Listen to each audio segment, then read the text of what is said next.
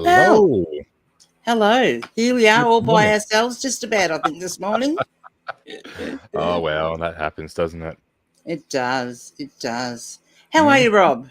I'm well, thanks. And how about yourself? I'm very well, thank you. It's a bit chilly this morning. I see we've both got long sleeves on, so, That's because I didn't realize this thing had long sleeves when I bought it. So, that's why it's got long sleeves. This will probably be the Yes. first time this year and the only time this year I wear long sleeves. Yeah, well, it's unusual for over there, isn't it, over in Perth? Yeah, I got the fan Mm. going over there. So, yeah, Oh, okay. Mm, still nice, toasty, and warm in the studio today. yes. Well, I suppose it retains a bit of heat too when you're in your little, work environment. It is. It's got insulation now. So that's nice. Very, very nice, I must say. So, Very yeah, good. makes life a little bit bearable, especially during the summer, end of the summer, basically, put it in. So, yeah, one Yeah. of those things. Very good. Hello, Mr. Furlong. How are you? You're lurking, Good packing morning. orders, listening in the background. Good. I hope you've got lots of orders to pack. There we go. That's a little bit better. Always a Sorry, good guys. I had thing. to restart before starting this morning. So, Yeah. Little technical issue. technical issues, of Yeah, course, that's the way it wouldn't goes. be YouTube without it. Yeah. Well, So, I believe that we have a new little segment to start off with. yeah, I thought we'd start off with something new. The Mhm. eBay Reseller Roundup news bulletin for March 21st, 2024. Woohoo. So we want to basically see if we can make things, when you come into the stream or if you're watching it a little bit later, that you can kind of watch the first, 5-ish sort of minutes and get all the Roundup news from eBay. So hopefully this helps you out. So got a bit of an issue that I know that quite a few people are experiencing at the moment. I haven't experienced it. However, there are some issues that are causing drafts worldwide that some users are encountering glitches when doing their pricing in their drafts, specifically related to inaccurate average and sold pricings, where it's automatically updating your draft listing to that price. The widespread issue has been, of course, caught up in quite a few of the social media influencers, and they have been reporting Yes. about it. I believe that eBay are currently aware of the situation, and they are working to resolve it at the moment. But make sure it is crucial that you do check your listing before they go live. With Yes, any sort indeed. of time when you do it live, is making sure a listing goes live, that you do make sure you do check it, of course, as it could potentially affect your sales moving forward. Correct. But we don't need to, have a major meltdown about it, I No, don't think, absolutely because, not. It's we should be used to glitches from eBay by now, I think. Yeah, just be mindful of that little situation there. Next up in the news, it's confirmed that the Australia Post price increase has gone through. I know that many people have been reporting about this, and I know there was an update a few weeks ago on the Australia Post website, but now the ACCC has confirmed that they're not, or they're backing it basically. So the Mm. Australia Post price for stamps is going up from $1.20 to $1.50. This adjustment is scheduled to take place on the 3rd of April 2024, in about 2 weeks' time. So make sure that you get in contact with your local post offices and get your top-up stamps. Of course, there will be a grace period, of course, which won't be too long, but it will be there. So make sure you do get the additional stamps so your customers don't get charged that additional top-up fee, of course. Yes. More Australia Post news. There is currently issues at the moment between the east and west coast with the current issues with the flooding over there. Australia Post have advised that there are 3 to 4 working day issues at the moment with getting parcels across the ditch. The ditch, that's the wrong place. Across the country. Close. Well, I was So, trying to work out where the ditch was, on the way yeah. over, but yeah. Mm. So just be mindful of that. Get in touch with your customers if you need to. Most of them should know. It has been in the news, of course. eBay, of course, are aware of the situation, but at the moment, when I did have a chat to them, they are not automatically removing negative feedbacks or defects at the moment because of the issue. So just be mindful that you do check your stats as well and get in touch with eBay seller support if you need it.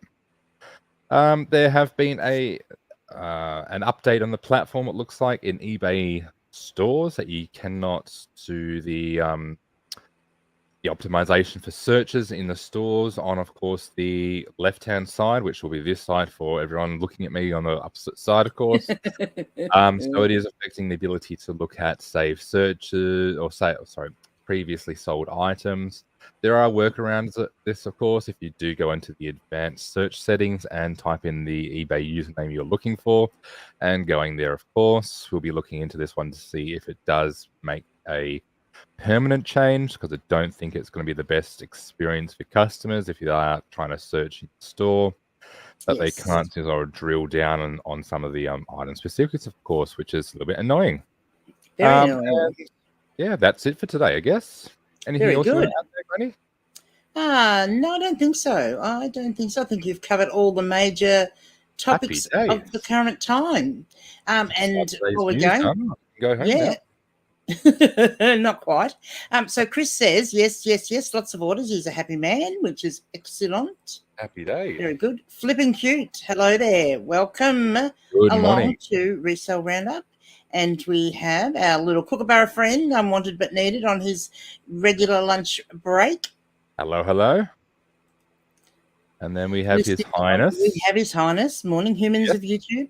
Good morning, Mr. Octopus. And we have Adam. Hello, Adam. We do. So we had fun with Adam last night.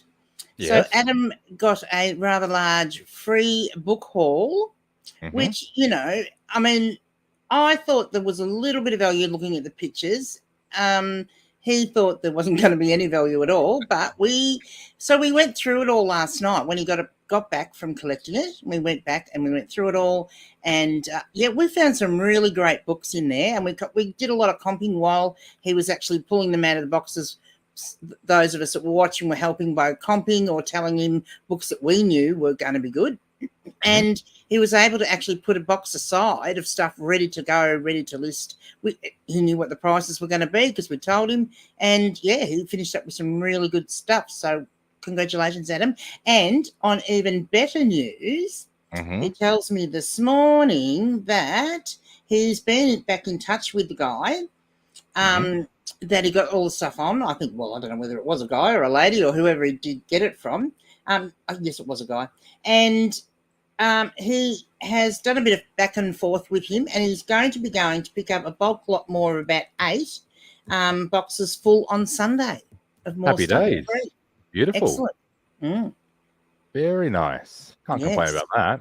No. And I do believe you got a freebie haul yesterday yourself. I did get a nice little freebie haul yesterday.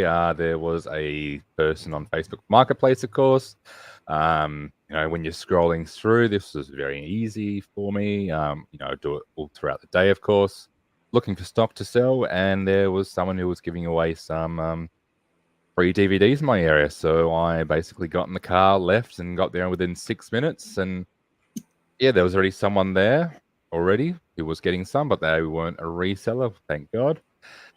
So I was able to pick up a few Inspector Rexes, which some of them were brand new and sealed, of course.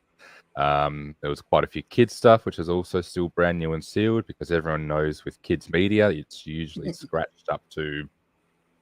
Yes. Yep. So that's always fun. And then, of course, 3 minutes after I arrived, there was another reseller that came along. So I was lucky to be there just in time. So, very lucky. Excellent. Excellent. So, Unwanted But Needed is asking, quick question, can you get a QR barcode for your eBay store? You absolutely can, yes. So the way that I went around this,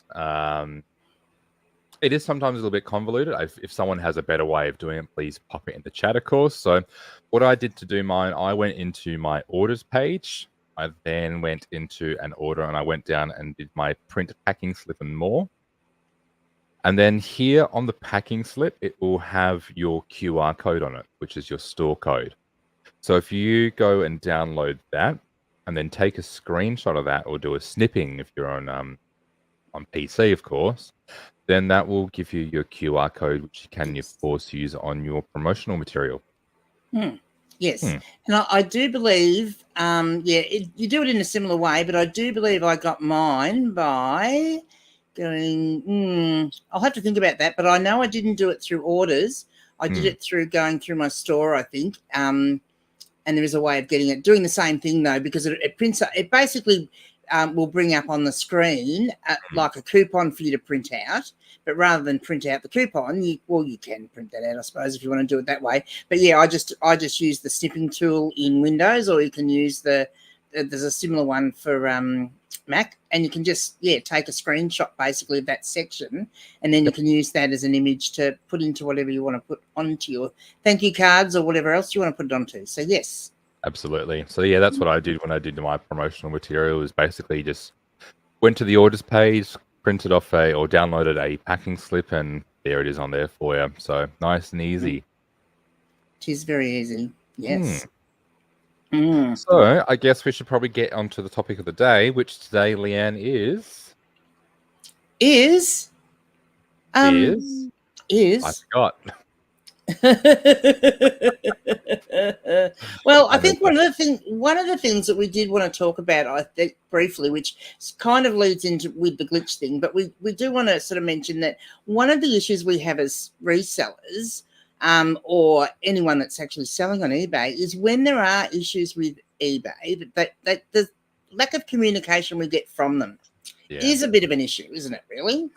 Yeah, it's a lack of transparency there. You know, we know that things go wrong. It's just very, very annoying that it's not communicated to us. So, for example, with the issue with the West Australia floods, for example, you know, usually for any sort of incidents or issues, you do usually get it, you know, in your seller hub that there is, you know, issues happening along, eBay aware of the issue, yada, yada, yada. But of course, it's very sporadic sometimes when you do get that information, and it would be nice if you did get it, you know. Yeah. Even just an acknowledgement, you know, there's something happening. We all know that there's, you know, stuff that happens in the background, of course. Nothing's perfect. I think one of the good things finally is that in the performance tab that we do have that little bar about the promoted listings, because I know that they'll probably getting a lot of information and a lot of feedback about that one. So at least that was addressed. But yeah, it's just the overall lack of transparency sometimes just to sellers that, you know, it's an issue that affects us in our business, and we'd sometimes like to have that bit of backup there from, you know, good old eBay to help us along, I guess. So yeah. Yeah. Well, my understanding is, because I think Janelle popped into one of our chats in my Discord group. It might have been book club or something, and she was saying that it was herself and some from the actual seller team. What do they call themselves? The you know, they're basically seller ambassadors for yes, us, basically. So they were the ones that put the suggestion forward to eBay to actually perhaps put the banner there that there was no quality listing report for the time being. Because, you know, and it would save them so much time, because people are contacting support all the time saying, well, I had done it 3 weeks in a row, contacting them to say, where is it, what's going on with it? And they say, oh, we'll get back to you. And but just by putting that bit of communication up, or they could put something in there in the actual news part on the seller hub, like, surely that has to save them heaps of time, you'd reckon. It's not just time, it's also the resources as well. You know, operating a contact center both by live chat and also via telephone agents, it is very expensive to operate that, to have agents there to help out people. So, you know, you'd think that it would reduce the cost down for eBay itself, in regards to, you know, overall and general inquiries and the sort of nature of that. Yeah. Good morning, Jazz. Good morning, Jazz. We have Jazz in the house shipping. She is listening while shipping. Very good. I know Jazz is one that loves to list on her phone. She does. I'm sure she's been affecting you at all, there, Jazz? Yes. How's that glitch going, Jazz? On your phone? Yeah. Look, I think I haven't actually noticed it. I haven't had any issues online, and I know John Roberts hasn't had. We were talking about it last night. that he hasn't. But yeah, there are a lot of people having. I know Bax and some other people, they have been having issues. There are a few people in the Discord who were talking about that they were having issues with it. But for me, predominantly, pretty much 100%, I do all my listing and all that sort of stuff on the PC, on desktop anyway. So that sort of issue doesn't affect me when you have it on when you have a mobile sort of or a device sort of issue there. Yes. So hopefully that issue does get resolved shortly and soon. It is one of those things, unfortunately, just going to be mindful of at the moment. So yeah, it's one of those. Otherwise, fun things. People might have to learn about how to list on the computer. Yeah, it's a little bit different. Personally, I prefer it. I know other people don't like it at all. A lot of people think that it's horrible, horrible, horrible. But it all just comes down to personal preference, I guess. And I think it's what you're used to, because I know for me, because I do it on the computer, like that's what I'm used to. So I actually struggle doing it on the, well, not struggle, but I'm a lot slower on the phone, and I don't text near as fast as I can type on a keyboard, so that makes a big difference, I think, too. Yeah. We have Rach in the house. Good morning. How are you, Rach? Good morning, Rach. And Jess says, no glitch yesterday. Didn't even notice it had been resolved. Very good. Well, that's good to know. And Jess says, yeah, it's just muscle memory. List however you like then. Exactly. Yeah. Yep. I think go with it however you like. I mean, I can sit here and say, I would personally say that it's much faster on the computer, but that's only because that's how I do it. Yeah. I'm much faster on the computer. But then I watch my daughter do texting, and she can text at 1,000,000 miles an hour, so she would possibly be faster doing it on the phone. Who knows?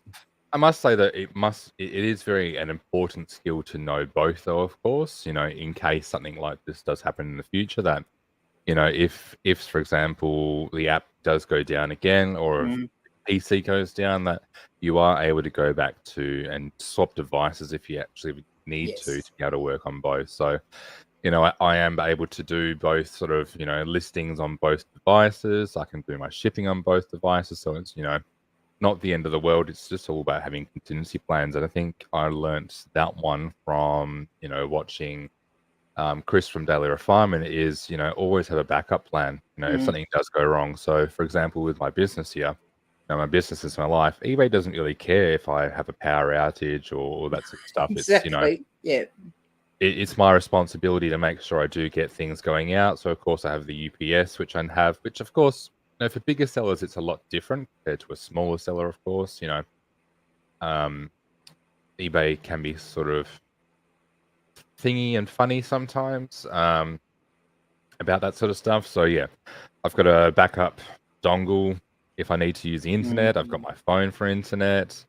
I've got different devices. I've got a backup printer. I've got all this different sort of stuff just in case, the stuff does hit the fan, that, I'm able to continue on with the business, of course, because eBay stops for no one. And if you are left behind, then you're left behind. And, exactly. I've had it once on a Monday morning, which is completely the worst day for it to happen. That's Western Power over here, which is our power utility, that they decided to do a scheduled maintenance in our street, and the power was out for close to most of the day. So I had the UPS going, printing off all that sort of stuff, and it was manually on the phone, sort of adding on the labels and printing them off in a hurry, sort of thing. But got through that, so I know that if something like that does happen in the future, that sort of I am covered. It is very limited in the amount of what I can do, of course, but making sure that you have processes in place that, if you can do stuff on a laptop with battery power,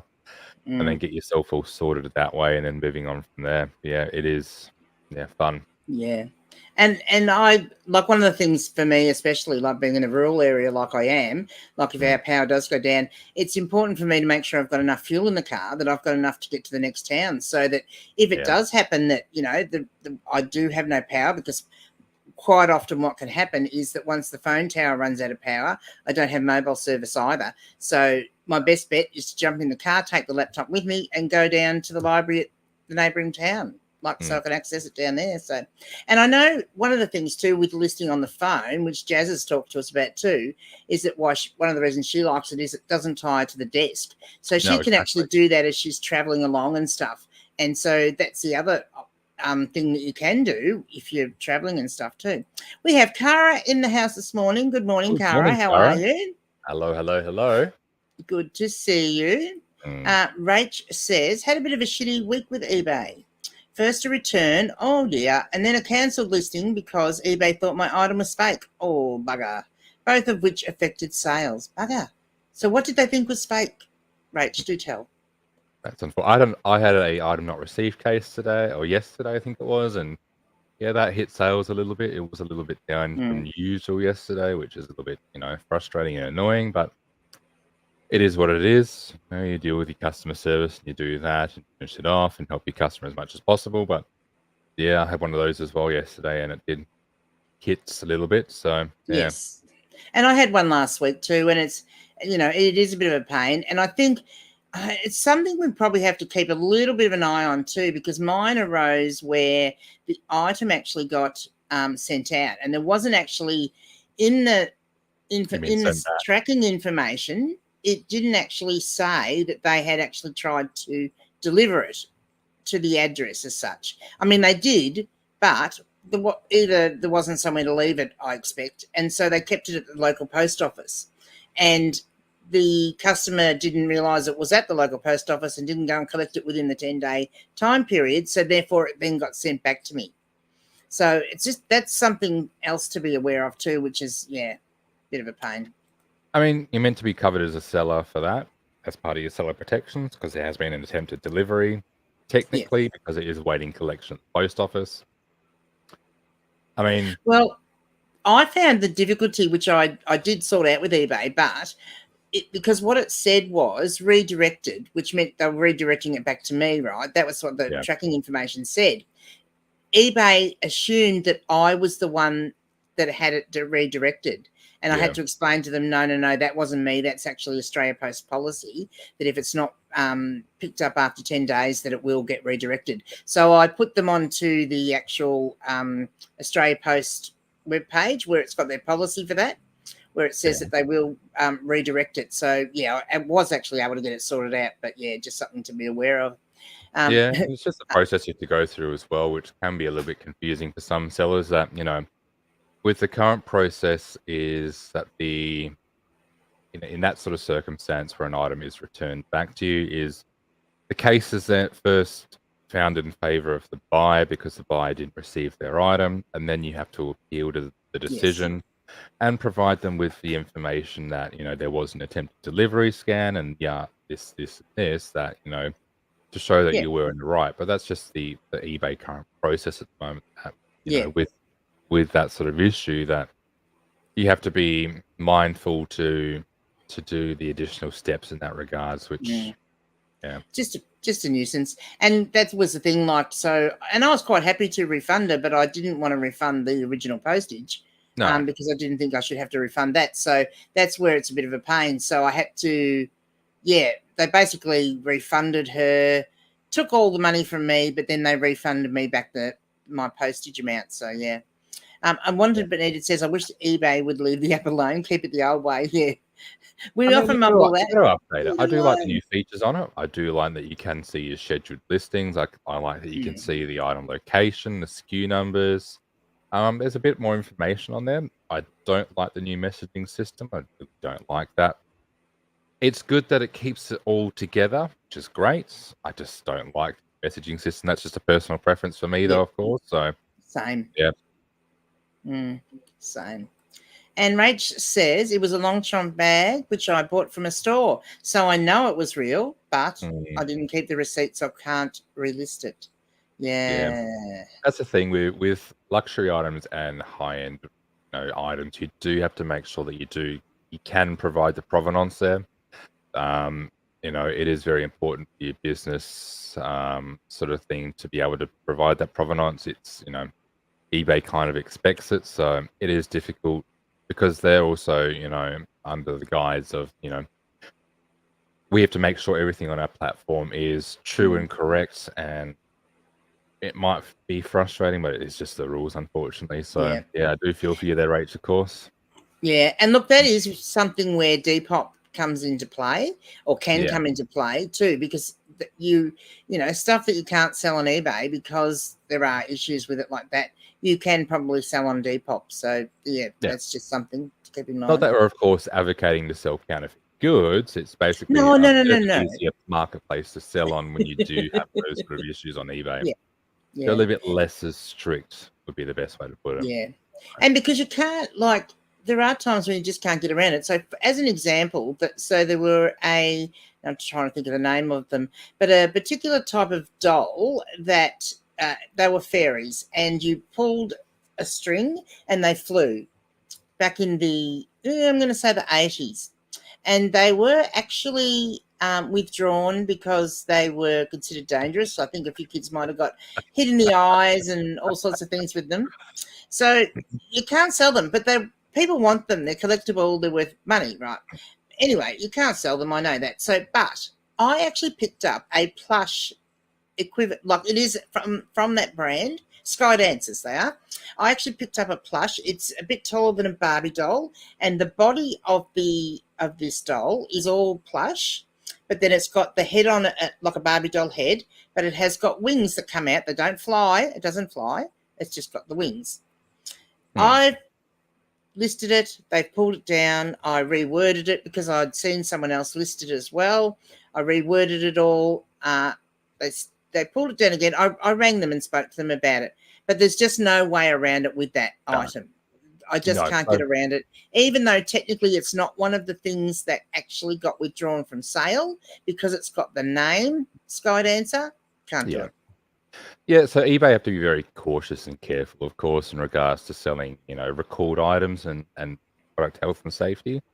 We did have that sort of, there's been quite a few controversies over the last couple of years in regards to, dangerous toys or, for example, the magnets. They're always a big problem.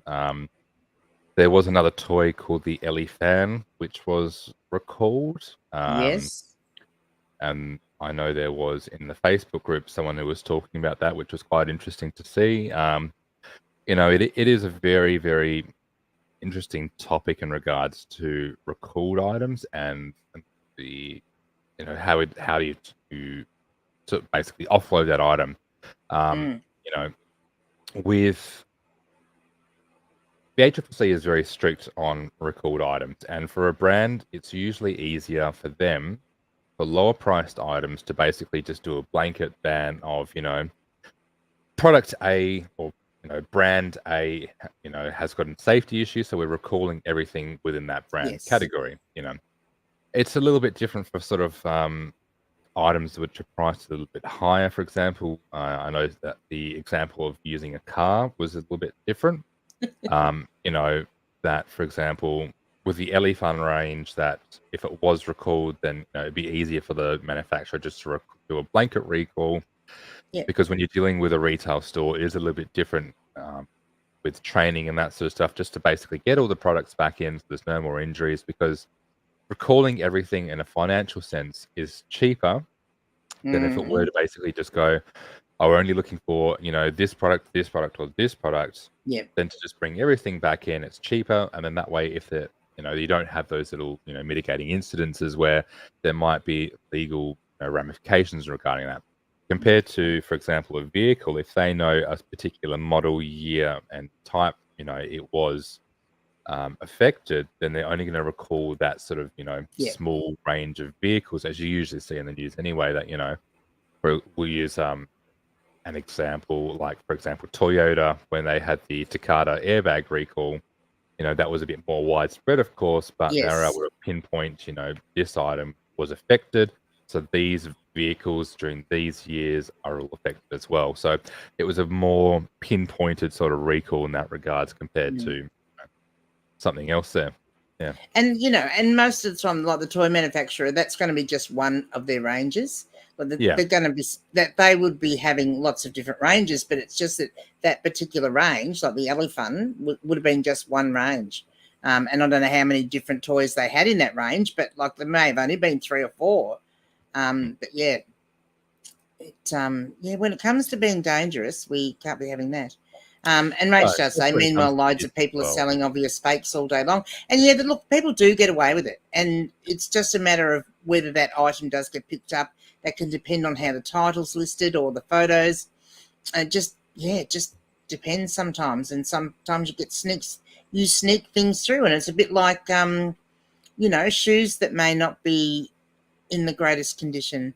Sometimes they can sneak through too. But that was one of the interesting things as well with the elephant incident when it was being talked about on eBay, on Facebook there, and then there were some listings on eBay which had obviously gotten past the initial sort of automatic sort of removal, and then after the topic had been up for about 24 hours, and it was quite a lively topic there, that quite a few of the elephant listings had got removed afterwards as well. So that was interesting to see as well, that sometimes when something is brought up in topic in a Facebook group, that there are eBay staff who are actually in the groups themselves, and they are sort of looking as well what's sort of happening in the community. So that's also a nice thing to see, that maybe it was proactive about that in regards to an unsafe toy being on their shelves. So that was interesting to see as well. Yes. Bax, good morning, Bax. How are you? Good Back morning. from the school run delivery. Well done. Rach says it had already sold, and the buyer messaged me to ask if she could buy it from you still. Oh, there you go. Well, maybe you can organise that. That would be good. Rob says, hey, Bax. Pingy, good morning. Glad to have you with us. Well, it's probably good night for you over there, over yonder. Yeah. And we have Kathan in the house. Good morning, everyone. And we have Cara says, resellers are reporting each other. Well, yeah, that's true. That could happen too. Well, report the competition. That'll be the go. That's the go. Yeah. Yeah.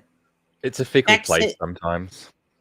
Bax says, bring back the 80s. The world has gone soft. Yeah. Look, there's been a lot of things that have changed since the 80s. I know. Exactly, Bax. Let's bring back those beautiful lawn darts that they had.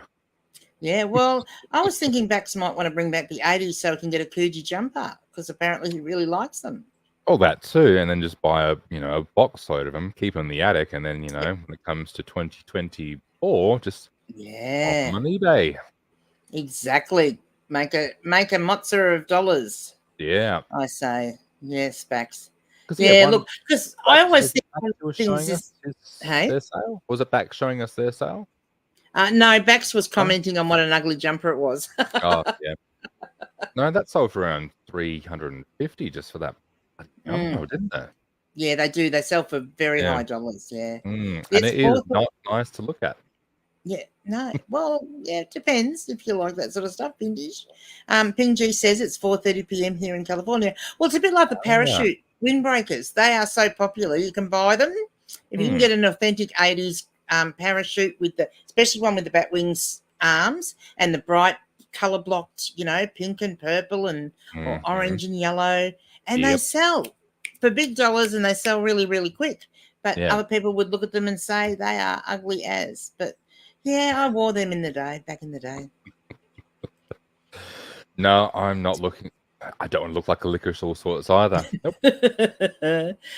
Kevin says, I had someone report my listing because I wouldn't sell it to them for $1 with cost price postage overseas. Oh, yeah. See, there you go. There you go. That's not very nice. Not very nice at all. You don't want to look like a big licorice all sort. Yeah, okay. Okay. I think the biggest shame probably have changed from the 80s, and not reselling related, but I always think playground equipment. Like, it's gotten too safe. Kids don't get to fall off slides and break their arms and stuff. Yeah, but then it comes to liability for that stuff, though. Oh, I know it does, but you know.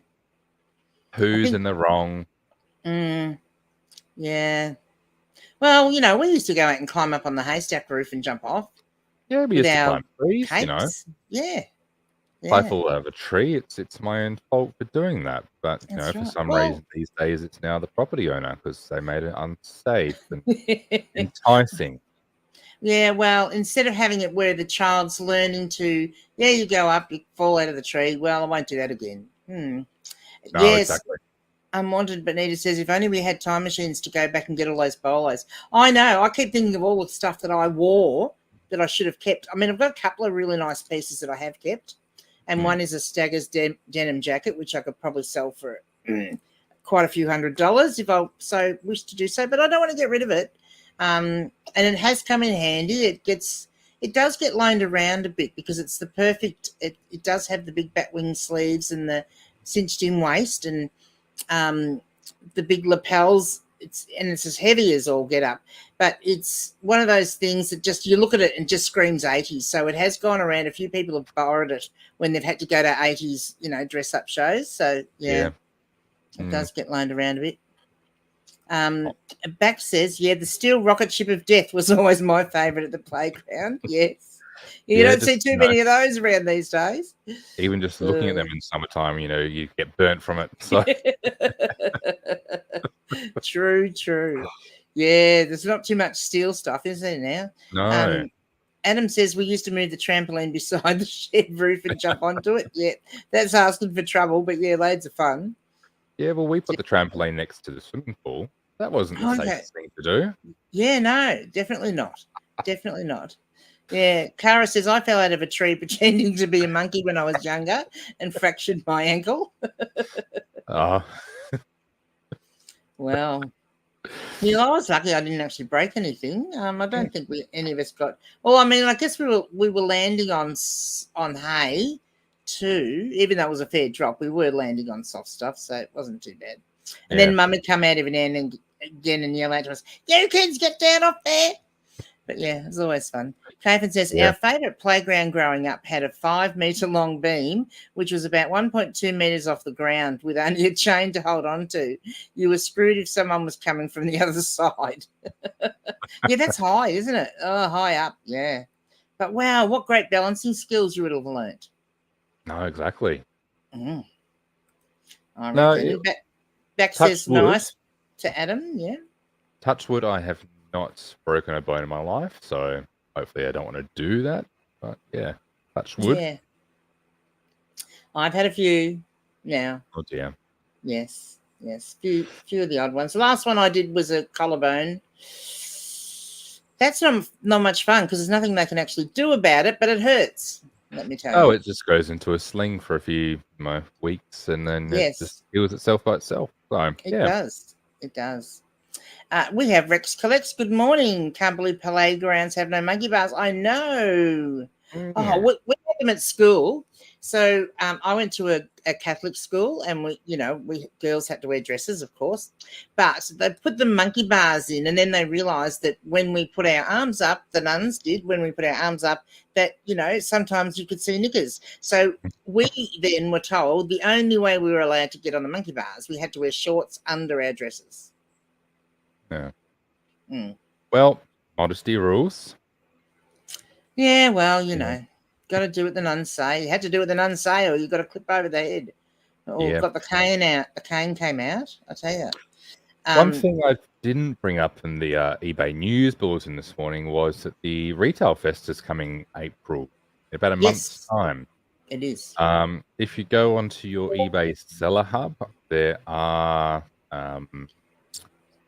free events that you can attend if you are going to be in Brisbane during that time that you can register for. I don't know if there are still tickets left. I'm not too sure.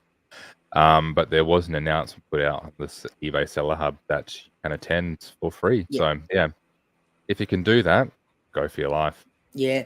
And check out, because there are some coupons that you can get through there. That will, cut the cost. Rach says we used to sunbathe on our garage roof when we were teenagers. Oh, yeah. Yeah.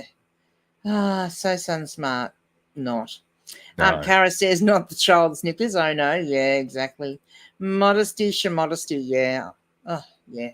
Nuns. We used to have to kneel down on, like, at the start of the school year, they would do this.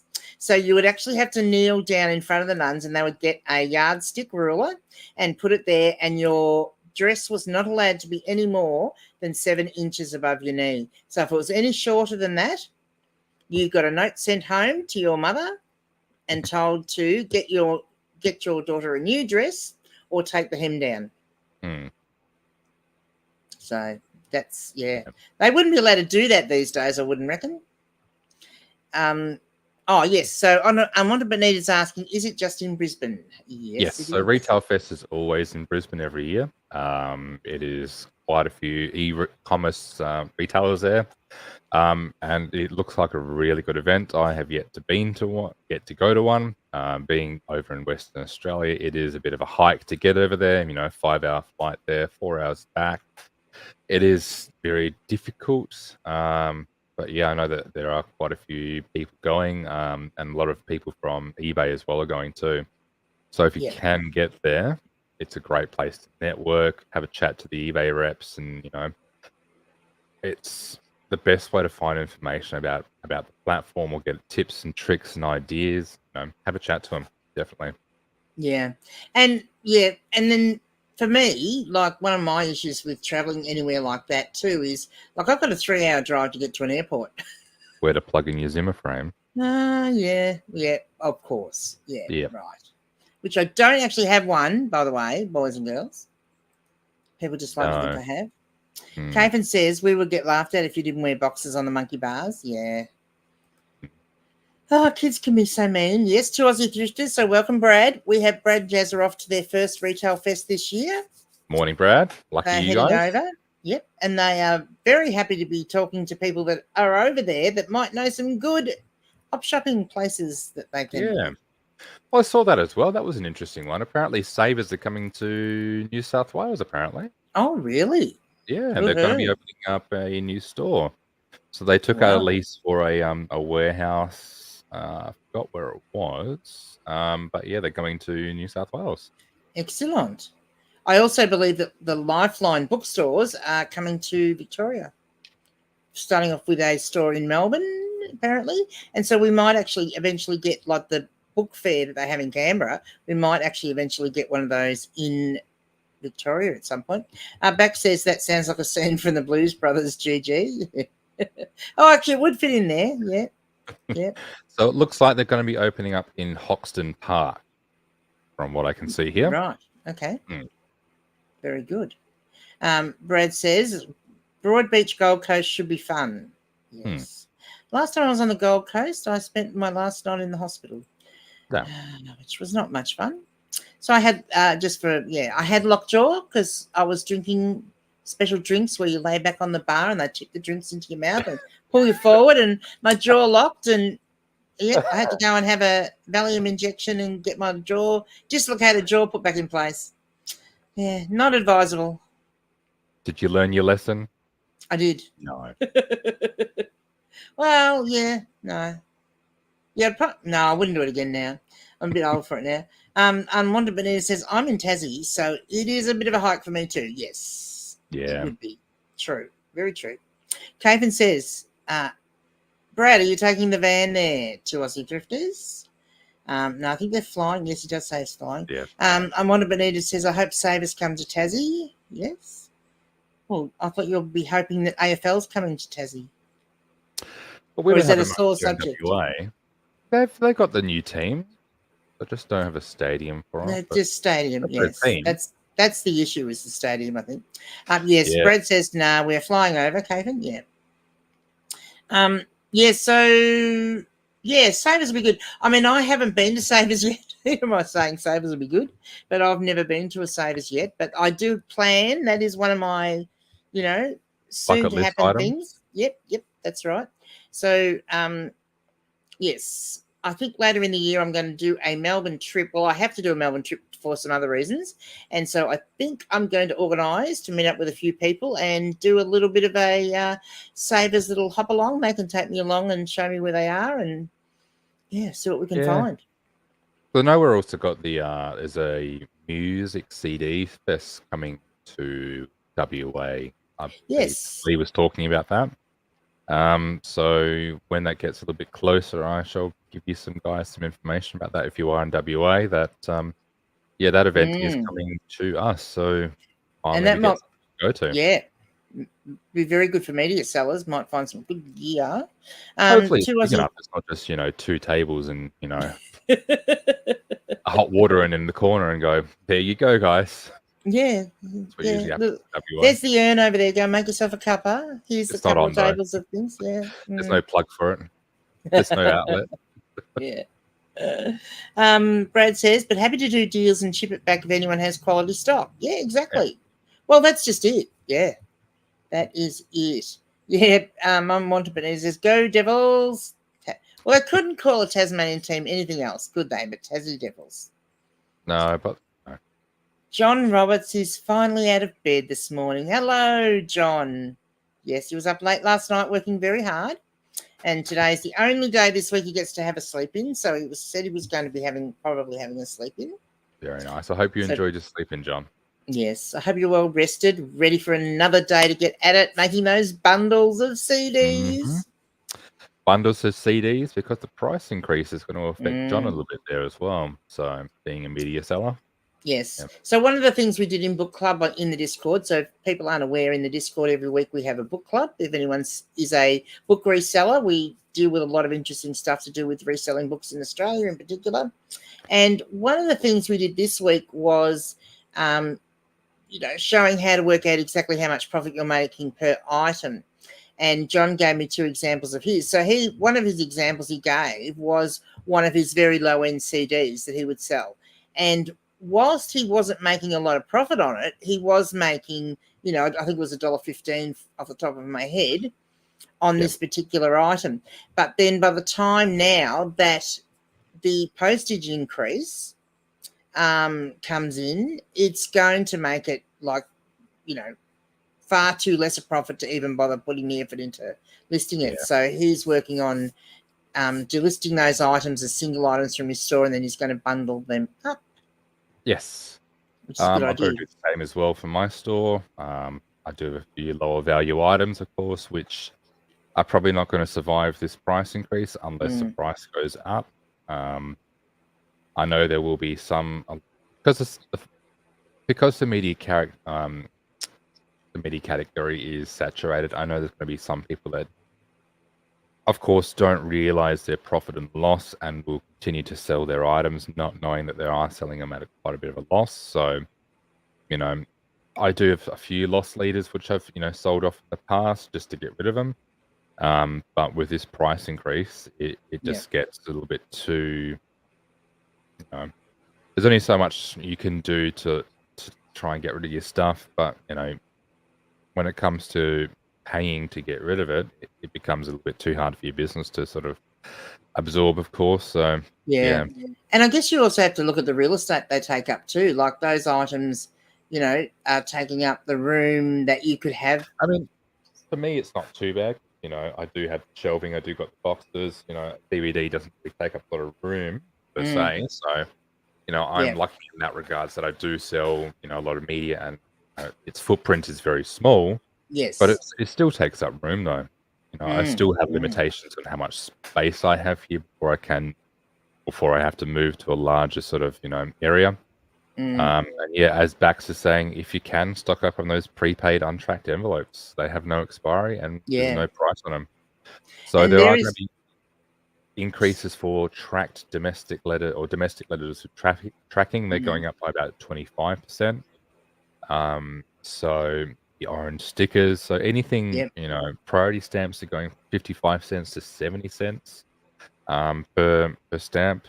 There's no bulk discounts for those, unfortunately, and we use them quite a bit for our store. So we sort of have to look at, continuing on, can we afford to continue to use priority stamps in our items? Because, when it becomes, when you get that sort of increase, you're trying to want to get to your stuff to your customers as soon as possible.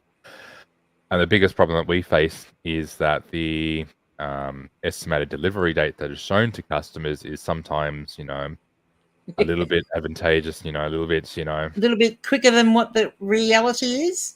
Exactly. So, it's trying to work out, the best way to do it as possible. And as Bax says, it's $2.90 per envelope, which is up to 500 grams. If you were to use stamps for it, that's 3 stamps, which is, $4.50 now. So 4 stamps, $6. Sorry. And if anyone's interested, that's the link there. You can use that link to get into the Discord, because you do need an invite to get into the Discord. Hopefully it's the right Discord. Yeah, hopefully it is.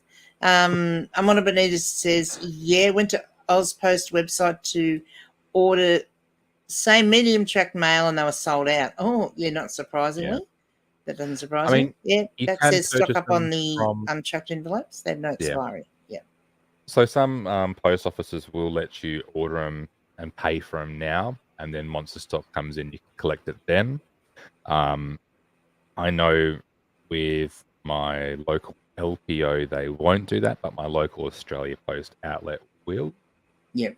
So it's just basically having that conversation with your local post office and seeing what they can do for you. So yeah.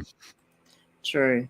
The untracked work out at $2.90 per envelope and take up to 500 grams weight. Yeah. Okay. Which that 500 grams is great because, like I was saying, that's 4 stamps usually, which is $6. Yeah. So exactly. It's a huge saving for it. So really, really good. Octo's back. You got sidetracked baiting a scammer. Why aren't we surprised? Hey, I got some good news, Octo. Yeah. I sold 8 Skylanders to one person yesterday. Woohoo! I was going to mention that actually, that you've been doing some good Skylander sales there. Yeah, pretty cool. They've been quite well selling at the moment. So really happy with that one. I do have to say, so Octo has put up a few shorts this week, and one of them went viral, where he dropped his keys down the storm drain, and the guy coming and getting them out of the storm drain, if anyone wants to go and watch it, actually basically went viral. But then what surprised me is that he then put up another one the next day showing how he was walking around a wide berth around the storm drain so that he wouldn't drop his keys in it again, and that thing's had like an incredible amount of views. And all it is him walking wide. Yeah, I don't know. Shorts are weird. Yeah. Shorts are weird. Back says, like Rob said, I've done 2 large orders and they can order them in for you. Yeah, exactly. So it's all about talking to your post office, having that conversation with them, seeing what they can do for you, I know the retail outlets, some of them do have targets they've got to hit. So if they can hit it, awesome, because, sometimes some of the outlets are not really in the most viable sort of situation. I know I have, quite a few post offices in my area are very close together, and I know that Australia Post are looking to cull some. So if you can support your local post office, as much as possible, then try and do it as much as possible. Keep it there. Yeah. Octo says just sold 17 to one person this morning. Well, that just pushes me out. Now I have to refund their postage. Well, that sounds like a you problem for that one. It does. He has got 1 or 2 Skylanders, let me say. Yeah, he's got a couple, and he got some new figurines as well, and the new toys that he got. It's just the plush, selling a bit of Pokemon plush. Jazz says our local post office just wants us to buy their business. Kathan says Octo's key saga was hilarious. It was rather funny. Yes. And it's got like 11,000 views or something now. So pretty amazing. Jazz says, so if you want a post office at Thrift Pixie, have a chat to Sue. She wants out. There you go. There's a business opportunity for you, Cara. Well, I guess the important question is, why does Sue want out? Yeah, well, yes, maybe that needs to be looked into, I reckon. Yeah. Octo says they bought across variation listings, so got hit a couple of times for postage. Oh, okay. So they bought off different variation listings. Yeah. Well, there's a way to fix that. If you watch one of Leanne's videos about postage policies. Yes. Exactly. Then you can, put the right policy in the right listing, so then they, combine together, and it works. It does work. It works. Yes, I'm loving the variation listings. They are great. So if anyone hasn't watched them, I have got some videos up on those. So for me, being a bookseller, you do have your lower end books, like the lower value books, and usually we bundle them, but inevitably you'll get someone will say, can you please I just want that one book out of that bundle. don't want that one. Or they want those 2 books, not the other one. But, you know, if you're making up bundles, it's too hard to split them. And the great thing with the variation listings is they can go in there and make up their own bundles. I've actually set up my postage policies and my set up an order discount, firstly. So they then get, so what they will get if they buy mine, they will get a flat $9.99 postage rate. And it will actually, no matter what they buy after the first one, it will just calculate it up and, you know, work it all out. And then also, if they buy 2, they get 1 free. Yeah. And it's working quite well. Nice little promotions there, of course, which is great. Yeah. And it's nice little ching. Rach says, Octo, the Australian Mr. Bean. Yeah, something like that. Yay. And one of Benita says, okay, I have to go back to work. Catch you guys next week. Yep. Very good.